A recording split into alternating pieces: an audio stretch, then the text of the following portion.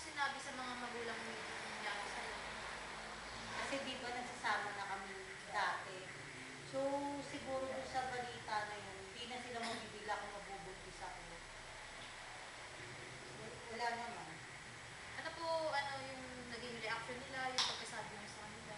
Siyempre, nung una nagulat sila kasi kahit nasabi mo nasasama kami, dapat kasi this year, this June, mag-aaral ko, papatuloy ko yung pag-aaral ko. So, medyo na ano sila, na-disappoint na naman sila kasi hindi ko na naman natuloy yung pag-aaral ko. Ano po, may mga pagbabago po ba sa pagsasamahan nyo ng pamilya nyo simula nung may nangyari sa'yo ngayon? Yung pagbubuntis. Opo, yung nabago ba sa pagsasama? Yung ano, sa pagbubuntis, medyo tanggap na nila. Pero yung dati yung nagsasama kami, hindi. Kasi, syempre, wala pa siya pananagutan noon. Then, ang bata pa